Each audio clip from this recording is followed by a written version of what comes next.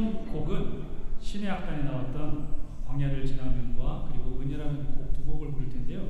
이 곡은 김일대 장로님의 따님이신 영은 사모님께서 자기 시집갈 때 축가를 해달라 그 요청을 하셔가지고 우리 장로님께서 그건 아니지 하면서 거부를 하셨던 그런 곡이었습니다.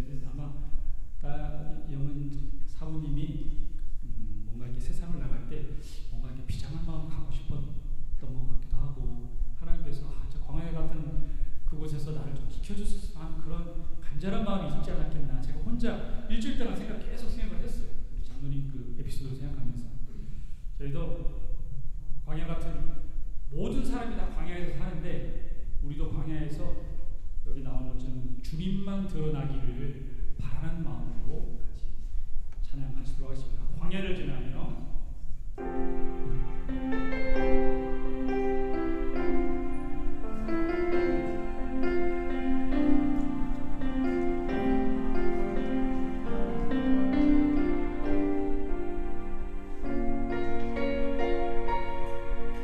왜 나를 기쁘게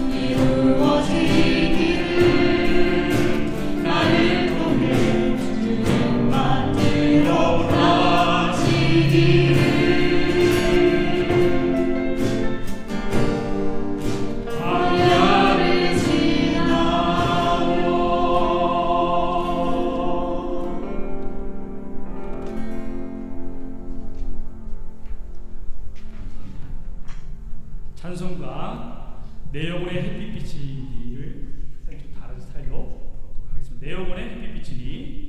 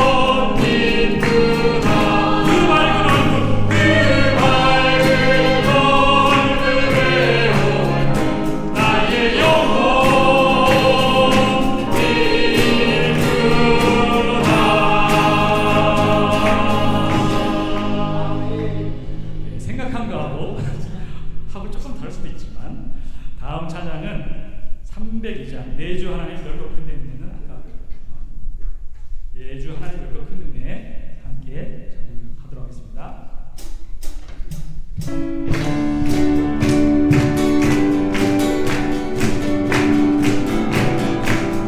내주 하나님 내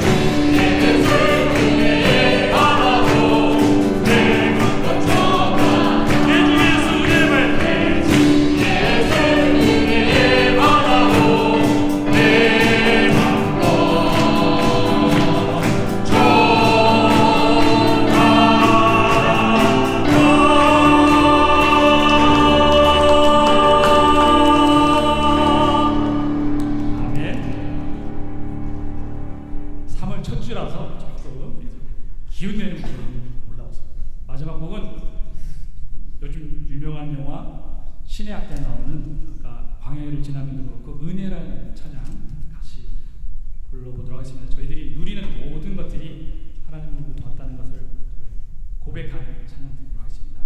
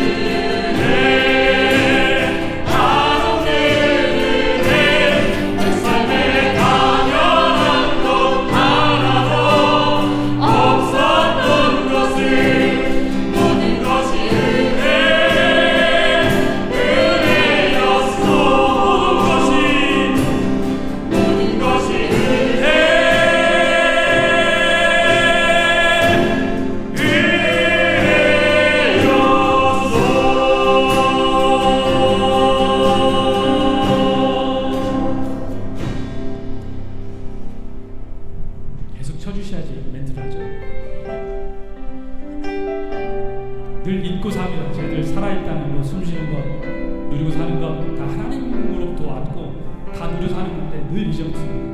오늘 저는 잊어먹지 않고 하나님의 은혜를 감사하는 마음으로 이 예배를 주님 앞에 드리기를 원합니다. 함께 기도하도록 하시겠습니다.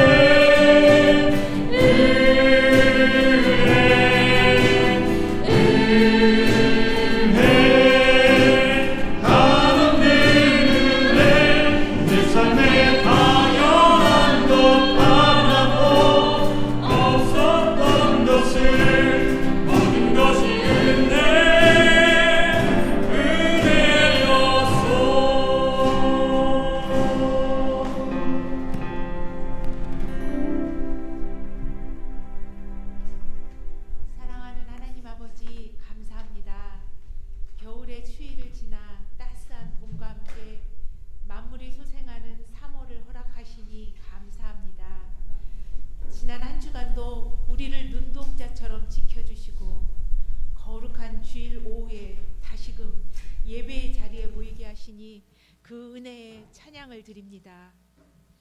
주님, 사순절 기간을 지나며 우리를 위해 고난당하신 주님의 사랑을 묵상합니다.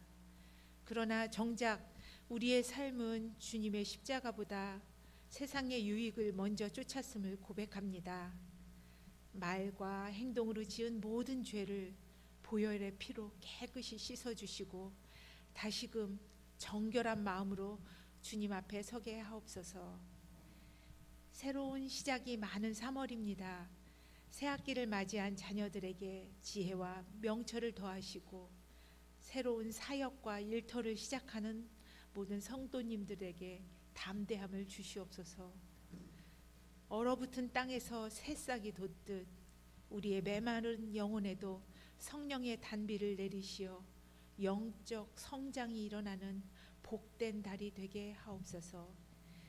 단위에 세우신 목사님께 성령님 함께 하시어 선포되는 말씀마다 우리의 심령을 깨우는 능력이 되게 하옵소서. 하나님 아버지, 우리 교회가 이 지역사회에 소망의 빛을 비추는 구원의 방주가 되길 원합니다. 오늘 드리는 예배를 기쁘게 받아주시고 우리의 삶이 예배의 연장이 되게 하옵소서. 3월의 첫 주일, 새롭게 시작하는 이 계절에 우리의 믿음도 새로워지게 하시고 사순절의 길 위에서 십자가를 깊이 묵상하는 저희 되게 하옵소서. 예수님의 이름으로 기도드립니다. 아멘.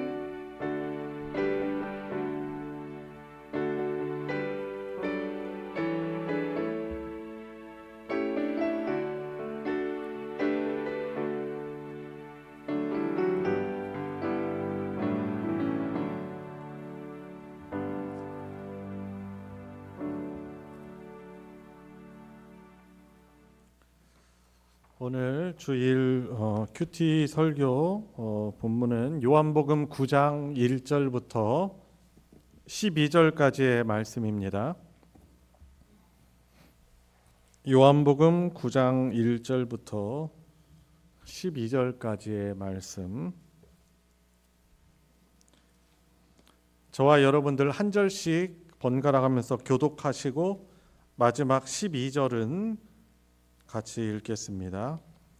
예수께서 길을 가실 때 날 때부터 맹인된 사람을 보신지라.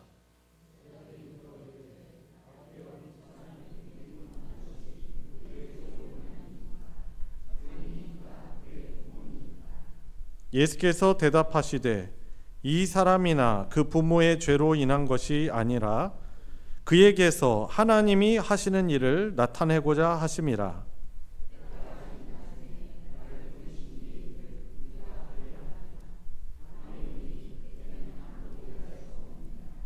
내가 세상에 있는 동안에는 세상의 빛이로라.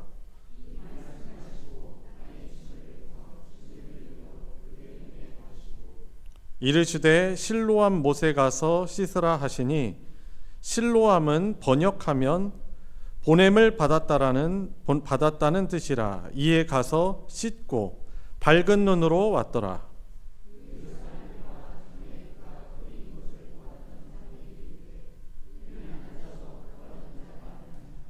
어떤 사람은 그 사람이라 하며 어떤 사람은 아니라 그와 비슷하다 하거늘 자기 말은 내가 그라 하니. 대답하되 예수라 하는 그 사람이 진흙을 이겨 내 눈에 바르고 나더러 실로암에 가서 씻으라 하기에 가서 씻었더니 보게 되었노라. 그들이 이르되 그가 어디 있느냐 이르되 알지 못하노라 하니라. 아멘. 예, 주일 오후 설교는 특별한 헌신 예배나 다른 행사가 없으면은 저희들 매일 묵상하고 있는 성서유니온의 성서유니온 선교회 매일 성경 큐티 내용을 가지고 저희들이 묵상을 하고 있습니다. 큐티 하는 그런 큐티 책은 사실 많은 그 브랜드가 있어요. 생명의 삶, 뭐 대표적으로는 뭐 생명의 삶도 있고 뭐 여러 가지 있습니다. 뭐 새벽 나라, 뭐 하여튼 여러 가지가 많이 있는데 이제 성서 유니온에서 하는 매일 성경이 그래도 한 권에 2달씩 나오고 어떤 것은 한 달에 한 권씩 이렇게 나와서 조금 비용 지불을 그래도 좀 2배나 해야 되는 그런 부분이 있는데, 물론 이제 한 달에 이제 한 달씩 내용이 있어 보니까 큐티 외에 이제 읽을 거리들이 많이 있는 장점들이 있어요. 다른 큐티 책들을 보면은. 그렇지만 이제 매일 성경 큐티가 그래도 말씀 묵상 자체에 좀 많이 집중하는 그런 큐티 책이고, 사실 한국에서는 가장 많이 그렇게 사람들에게 이제 즐겨서 묵상을 하고 있는 그런 큐티 책이기도 합니다. 그래서 주일 오후 이렇게 큐티 설교를 하고 매일 새벽마다 같이 큐티 본문을 가지고 설교를 하고, 또 새벽 기도에 나오지 못하시는 분들은 대전 소망교회 큐티 밴드에 들어오셔가지고 뭐 설교를 또 들음으로 인해서 적어도 매일매일 말씀 앞에 우리 자신을 노출시키고 또 묵상하면서 하나님의 뜻을 매일 듣고 또 인도함 받고 순종하고자 하는 그런 일환에서 저희들이 매일 성경 큐티를 하고 있는 것입니다. 오늘은 고난의 밤에서 영광의 낮으로라는 제목으로 본문 큐티 설교를 하려고 합니다. 우리 인생을 살다 보면은 도저히 이해할 수 없는 아주 깊은 어두움, 이제 밤이라고 표현할 수 있는데, 이런 상황에 우리가 처할 때가 우리가 반드시 있을 것입니다. 오늘 저희들이 이제 찬양을 했는데 광야를 지나며라는 찬양을 했잖아요. 여기서도 보면은 처음에 이 작사하신 분이 어떤 상황을 경험했는지 모르지만은 이런 고백을 하면서 시작하잖아요. 왜 나를 이 깊은 어둠 속에 왜 있게 하셨습니까? 라고 하면서 그 찬양을 이렇게 시작을 하거든요. 어둠, 아주 깊은 어둠.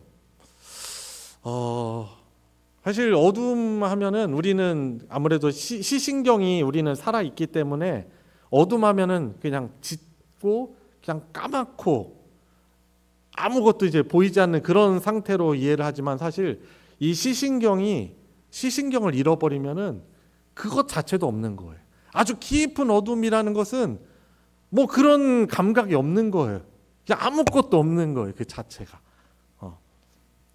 깊은 어둠. 우리 하나님이 이 세상을 태초에 창조하기 시기 이전에가 바로 그런 상황이었죠. 아무것도 존재하지 않고 이 어둠조차도 느낄 수 없는, 그냥 아무것도 없는 그 상태 있잖아요.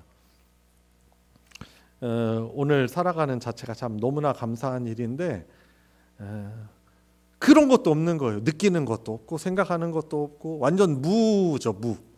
이 무에서 하나님은 유를 말씀으로 창조하신 하나님이신 것이죠. 그런데 이제 인생을 살다 보면은 오늘 본문에 나오는 이 예수님이 길을 가시다 만난 이 맹인처럼, 시각장애인처럼 아예 처음부터 나면서 그냥 보지 못하는 그 상태로 이제 태어난 그런 사람이 있는 것이고, 또 인생을 살다 보면 우리도 정말 절망이라서 아무것도 할 수 없어서 그냥 흑암이고 밤이라고 어둠이라고 표현할 수밖에 없는 그런 상황이 우리 인생 살아가면서 있을 수 있는 것입니다. 나름대로 정직하게 살려고 애썼고 신앙생활도 소홀하지 않았는데, 욥 정도까지는 우리가 의롭진 않지만 나름대로 정말 하나님 경외하며 살려고는 했는데, 갑작스러운 질병이나 경제적인 위기 혹은 자녀의 아픔 등, 가족들을 잃는 아픔 등 우리가 감당할 수 없는 그런 어둠이 찾아오면 우리는 매우 당황할 수밖에 없는 것입니다. 그때 우리 마음속에 먼저 떠오르는 질문이 바로 뭐겠어요? 왜? Why? 하나님 도대체 왜 나에게 이런 일이 일어나는 것입니다. 특히 우리는 모든 것이 하나님의 손 안에서 일어나는 일이라고 믿는 사람들이잖아요. 그러다 보니까 밤으로 여겨지는 그런 어려운 일이 생겼을 때 우리가 왜라는 질문을 하나님께 드릴 수밖에 없는 것입니다. 하나님, 제가 뭐 잘못했습니까? 제가 잘못했다면 알려주십시오. 욥기를 읽어보면 그런 욥의 고백이 있거든요. 우리도 그런 고백을 욥처럼 할 수밖에 없는 것입니다. 오늘 본문에 등장하는 이 맹인 시각장애인이 바로 그런 인생의 밤의 한복판에 있던 사람입니다. 자, 이 제자들이 예수님과 가다가 이 시각장애인을 맞닥뜨린 거예요. 앞을 보지 못하는 사람을 보고 예수님께 묻습니다. 뭐 멀리 떨어져 있었는지 아니면 바로 앞에 이 사람이 듣고 있는 상태에서 말하는지는 뭐 정확하게 모르겠지만은 묻는 거예요. 제자들이 예수님을 향하여서. 이 사람이 맹인으로 태어난 것이 누구의 죄로 인함이니까? 자기입니까? 자기의 죄 때문입니까? 아니면 그 부모의 죄입니까? 그러니까 당시의 사람들의 죄에 대한 그 가치관을 알 수 있는 것이죠. 그 죄와 그 병이라는 것을 연관시키면서 인과응보적인 그런 생각을 하고 있는 거예요. 에이, 뭔가 잘못했으니까, 뭔가 문제가 있으니까 이런 병이 찾아왔겠지라고 생각하는 것이 그 당시의 생각이었던 것입니다. 그런데 이것이 당시의 생각만이라고 할 수 없는 게 어려운 일이 찾아오고 생기잖아요. 그러면 우리가 부정적인 생각을 한단 말이에요. 무슨 문제가 있어서 생긴 것이 아닐까? 근데 제자들이 말하는 거죠. 바로 이 소경에게, 이 맹인에게, 이 시각장애인에게 있는 이 고난이 죄의 결과 아닙니까? 라고 단정을 하고 있는 것입니다. 이 사람의 불행을 분석하고 정죄하면서 인과응보의 그런 신학 안에 그 틀에 가두려고 했던 것이지요. 그런데 만물의 주님이신 예수님은 이렇게 말씀하십니다. 예수님의 대답은 전혀 다르신 것이죠. 이 사람이나 그 부모의 죄 때문에가 아니고 그를 통해서 하나님의 하시는 일을 나타내고자 함이라. 특히 요한복음 안에서 하나님의 하시는 일은 뭐예요? 예수님이 하나님의 보내신 아들이시요 구원자이심을 깨달아서 믿고 힘입어 구원을 얻게 하시는 것이 요한복음이라는 이 복음서 안에서 말하고 있는 아주 강력한 주제인 것이죠. 그러니까 이 시각장애인을 통해서 하나님의 하시는 일, 하나님의 영광을 뭐겠습니까? 예수님이 어떤 분이시다라는 것을 아주 강력하게 드러내시려고 하는 것입니다. 예수님은 이 사람의 고난을, 어려움들을 과거의 죄에 대한 징벌로 보지 않으시고 미래에 나타날 하나님의 영광을 위한 기회로 해석하시는 것이죠. 그러니까 예수님의 해석이 맞는 거예요. 왜냐하면 창조하신 분이시고 섭리하시는 분이시기 때문에 그런 것입니다. 자, 그런데 여기서 우리가 오해할 수 있는 것이 있어요. 이거는 그러면은 하나님이 자기 영광을 보이려고 일부러 우리 사람을 고난 가운데 몰아넣는 것이 아닌가? 이렇게 오해를 할 수가 있는 것입니다. 당신의 영광 드러내려고 우리를 어려움에 처하려 하게 하신다, 그런 뜻이 아닙니다. 인간의 죄와 타락으로 인해서 사실 질병이라는 것이 찾아온 건 맞습니다. 이 땅에 들어온 불행과 결핍이 있는 것이죠. 가난이라는 것도 사실 죄의 결과인 것입니다. 그렇다고 해서 우리가 가난할 때 죄 때문에 가난하다라고 하는 것이 아니고 본질적으로 이 죄와 질병, 전쟁, 모든 이 죄의 결과로 나타나는 것들, 이것이 바로 거기에서 기인했다라는 것이지요. 그러나 그런 것조차도 하나님의 신비로운 주권 안에서는 선을 이루는 도구가 될 수 있다라는 선포인 것이죠. 그래서 이제 묵상을 하시면서 그렇게 이해를 하면 안 되는 것이죠. 얼마 전에 어떤 성도님께서 그렇게 말씀하시는 거예요. 사랑하는 어떤 자기 주변 분이 돌아가셨는데 자기가 마음이 너무 아프다는 것이죠. 그래서 제가 이제 이런 말씀을 드렸어요. 그런 고통, 아픔이, 슬픔이 있지만은 하나님은 그것을 합력하여 선을 이루게 하실 것이다라고 하니까 오해를 하시는 거예요. 그러면 하나님이 그런 것 때문에 일부러 그 사람을 돌아가시게 했다는 말이에요. 그분이 얼마나 교회에서 열심히 섬기고 그랬는데 말이죠.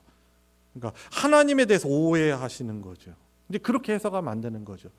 비록 우리의 연약함이나 결국 이 죄로 인해서 찾아온 인생의 어떤 결과이지만 하나님은 그것조차도 하나님의 영광을 위한 것으로 바꾸시는 분이시다라는 것입니다.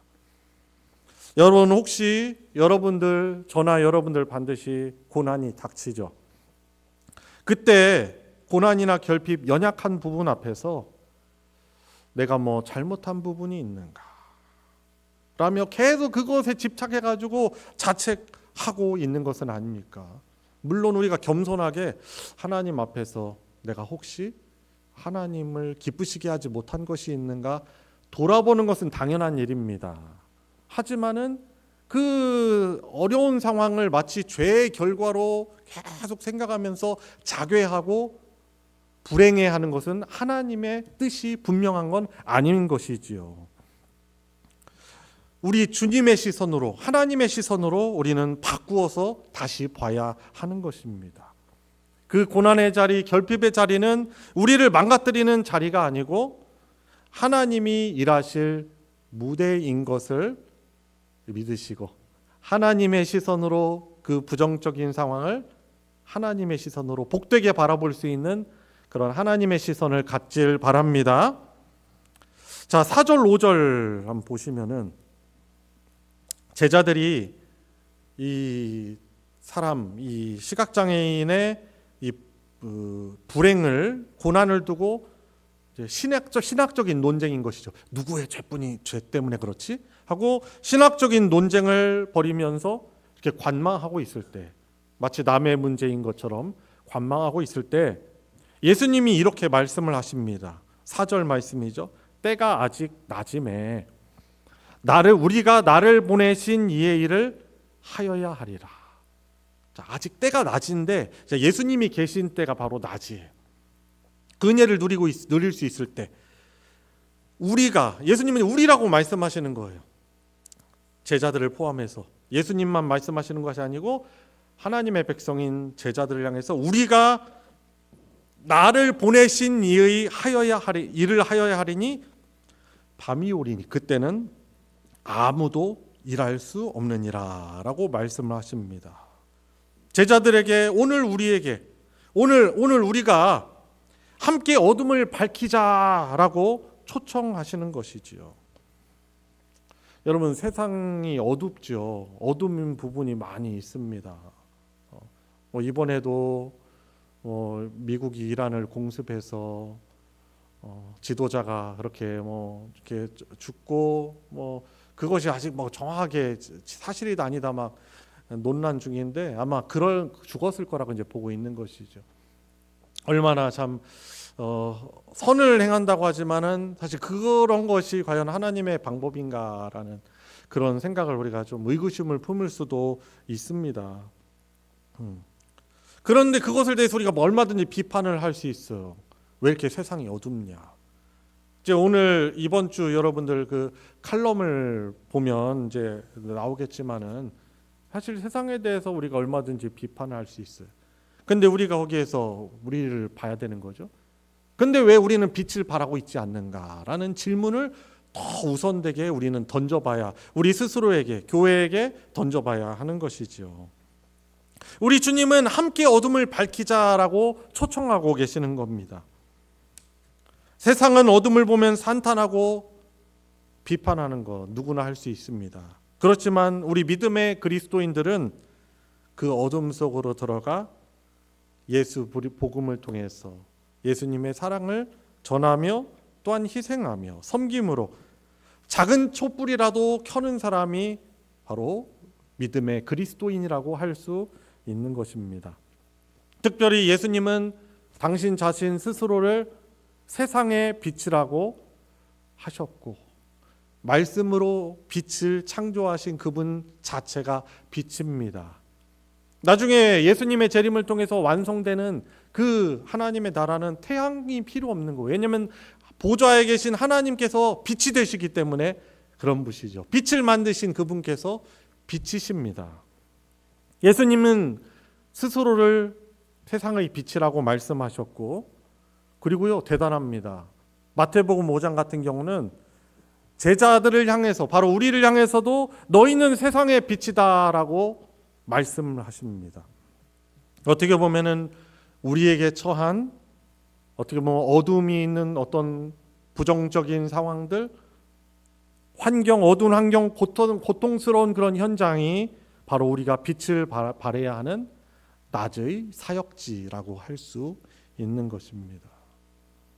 그래서 주의 성령께서, 주님께서 육신으로는 승천하셨지만 그분의 영을 믿는 자들에게 보내셔서 내주하게 하시고 우리가 세상에서 주님의 복음을 전하며 그 복음에 합당한 삶을 살아가며 우리가 그 빛을 전하기를 원하시는 것이죠. 주님과 함께하는 우리의 삶 가운데 하나님이 원하시는 예수를 증거하고 빛 대신 그분을 드러내므로 하나님의 사역을 감당하는 우리 성도님들 되시기 바랍니다. 자, 마지막으로 6절, 7절 부분입니다. 여기에서는 이해를 넘어선 순종의 부분이 부각되고 있습니다. 자, 이제 예수님이 이 시각장애인을 치유하시는데 이 치유의 과정이 아주 독특합니다. 그리고 우리 이성적으로 잘 이해가 안 되는 부분인 거예요. 예수님은요, 말씀 한마디로 능히 고치실 수 있는 분이십니다. 아멘이십니까?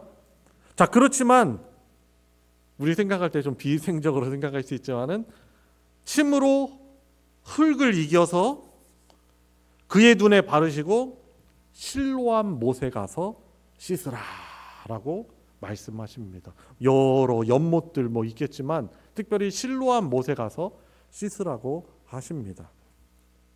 흙으로 사람을 지으셨던 창조주 주님의 손길을 느끼게 하시고, 또 실로암이라는 그 이름은 히브리어 실로아느라는 그런 그 뜻에서, 단어에서 유래가 된 거예요. 보냄을 받았다라는 뜻을 가지고 있습니다. 오늘 본문에 나와 있죠. 7절에 나와 있습니다. 실로암은 번역하면, 헬라어로 한글로 번역하면 보냄을 받았다라는 뜻입니다. 주님은 맹인에게 그냥 눈을 뜨라고 하지 않으시고 그를 어딘가로 보내시는 것입니다. 이 맹인처럼 우리 인생 역시, 우리 인생의 문제 해결과 결핍을 채우는, 또 해결을 받는 비결은 가만히 앉아 그냥 분석, 내 이성으로 분석하는 데 있지 아니하고 주님이 가라고 하시는 그 실로암, 즉 순종의 자리로 보냄을 받는 것에 있는 것입니다. 그곳에 생수가 흐르고 있기 때문에 그렇습니다. 그래서 지금 요한복음 9장 전에 이제 8장 부분에서 나오는 그 절기가 초막절이거든요. 이제 초막절에 이제 초막절이 이스라엘의 3대 절기 중에 하나인데, 광야 시절에 이스라엘이 출애굽하여서 광야를 보낼 때 하나님께서 빛으로 그들을 인도하시고, 그리고 광야에서 샘을 내셔서 그들에게 생수를 공급하신 것을 기억하면서, 그래서 초막절 기간에는 이 실로암 연못에서 물을 길어다가 제단에 붓고 하는, 바로 하나님이 생수의 근원 되신 것을 이렇게 기념하는 그런 절기가 바로 초막절이었거든요. 그런데 이 실로암이라는 연못, 그 못이 보냄을 받았다라는 그런 뜻을 가지고 있는 것입니다. 이 시각장애인은요, 그래서 자기의 이해를 넘어서는 이 말씀에 전적으로 순종합니다. 여러분, 우리가 이해가 안 되는 거죠. 이 의학적으로 우리가 어떻게 보면은 나름대로 발견한 의학적 지식으로는 이해가 되지 않는 주님의 명령이에요. 그렇지만은 주님의 명령에 순종하여서 가서 씻고 밝은 눈으로 돌아왔더라라고 성경은 우리에게 증거해주고 있는 것입니다. 우리는 자꾸요 주님을 다 이해하고 나서 순종하려고 합니다. 물론 맹신하라는 것은 아닙니다. 하지만 이 우리 믿음의 신비는 순종할 때 비로소 이해될 수 있는 것입니다. 여러분, 지금도 우리가 아직 해결하지 않은 답을 얻지 못한 여러 일들이 있습니다. 근데 지금은 우리가 이해하지 못해요. 근데 순종하고 나서 순종했더니 그 결과를 통해서 하나님 우리에게 응답해 주시고 깨닫게 해 주시는 많은 신앙의 문제들이 있는 것이지요. 아마 이 시각장애인과 이 순종한 시각장애인은 실로암 연못에 가서 그가 순종하여 씻음으로 인하여서 왜 이곳이 실로암인가, 왜 이곳에 샘을 있게 하셨는지 그가 깨닫고 보냄을 받았구나, 보냄을 받았다는 뜻이 바로 이 뜻이구나. 순종함으로 그가 밝은 빛을 보니 결과를 통해서 해답을 찾았을 것이고, 저와 여러분들도 이 시각장애인의 순종을 통해서 하나님이 왜 구약시대 때 히스기야 왕 때 외부의 침입으로부터 외부에서 막 물 막잖아요. 안에서 물 못 마시게 하려고. 이제 그거를 대비하려고, 전쟁에 대비하려고 파놓은 것이 실로암 못이거든요. 연못이거든요. 근데 이제 이것이 이 신약 시대에 와서는 바로 실로암 연못으로 일컬어지면서 이 시각장애인이 눈을 뜨게 되는 놀라운 은혜의 장소가 되게 된 것입니다. 여러분, 그래서 우리가 실로암으로 발을 디딜 때 비로소 우리는 예수님이 나의 창조주시며 구원자이며 빛이심을 우리는 몸소 체험하게 되는 것입니다. 여러분, 그래서 우리에게 찾아오는 그 어둠의 상황이라고 여겨지는 그때 우리는 주님의 말씀을 붙들어야 할 것입니다. 시선을 바꾸시고, 혹시 우리들에게 있는 어떤 고난은 죄의 증거가 아니라 하나님의 일하실 기회라고 여러분들 믿으시기 바랍니다. 그리고 함께 그 빛 대신 주님을 고백하며 증거하는 그런 우리 성도님들 되시고, 어둠을 탓하기보다는, 지금 상황을 탓하기보다는 주님이 그러나 이 상황을 함께 하시고 합력하게 하셔서 빛이 되게 드러나게 하시고 하나님의 영광 드러나게 하신다는 이 주님의 손길을 믿으시기 바랍니다. 다시 한번 강조합니다. 그리고 끝까지 순종하시기 바랍니다.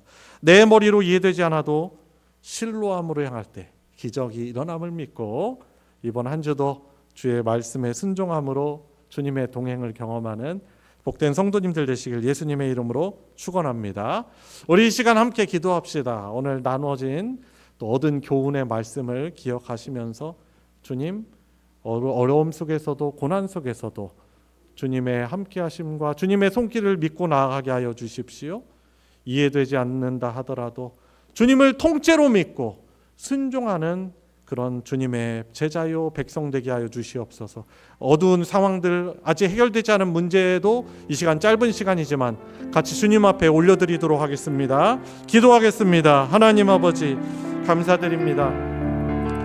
주님, 2000여 년 전에 일어났던 실로암 연못에서 일어난 놀라운 구원의 은혜는 주님, 바로 이 저희들이 살아가는 이 시대, 이 상황과 나의 삶터에서 능히 일어날 수 있는 일임을 믿습니다. 주님의 성령께서 저희와 함께 하시기 때문임을 저희들이 믿음으로 고백을 드립니다. 어둡고 어려운 상황 속에서 그러나 주님의 손길과 주님이 찾아오셔서 만나게 해주시고 이런 어두운 상황을 오히려 하나님의 영광 드러나는 그런 복된 일로 바꿔주실 것을 믿으며 겸손히 주님만이, 주님의 도움만이, 주님 손길만이 저를 구원하실 것을 믿고 의지하며 나아갈 수 있는 주님, 저희들 될 수 있도록 아버지 은혜로 허락하여 주시옵소서. 모든 것을 합력하게 하셔서 선을 이루시는 주 예수님, 때로는 까닭없는 고통 속에 또 아무것도 만져질 수 없고 볼 수 없는 그 어둠과 같은 상황 속에서 우리를 어둠 속에 내버려 두지 않으시고 하나님의 일을 나타낼 기회로 만드시는 하나님의 은혜와 사랑의 역사를 찬양합니다. 그 어둠 속에서 우리가 오늘 불렀던 그 찬양의 가사처럼 주님만이 내 도움 되십니다. 세상의 다른 어떤 것으로도 해결할 수 없고 오직 주님의 주시는 생수만을 바라며 주님의 도우심만을 바라며 광야에서 어디로 갈지 몰라 헤맬 때 주님의 인도와 주님의 도우심만이 나를 구원하시고 약속의 땅으로 인도하실 것을 믿으며 주님만이 구원이심을 바라는 믿음으로 살아가게 하여 주시옵소서.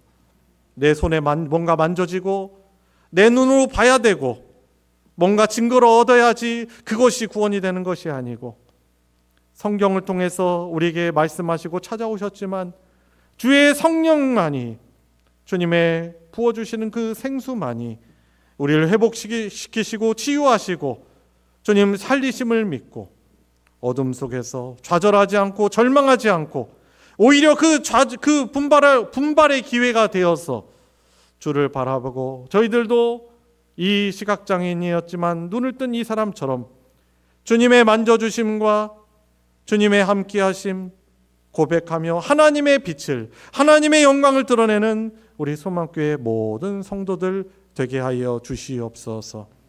우리 구주 예수 그리스도의 은혜와 성부 하나님의 무한하신 사랑과 성령 하나님의 함께하심이 이번 한 주 주의 은혜를 바라며 주님을 붙들고 나아가는 사랑하는 성도들 머리 위에 그 삼터 위에 이제로부터 영원토록 함께하여 주시기를 축원하옵나이다. 아멘.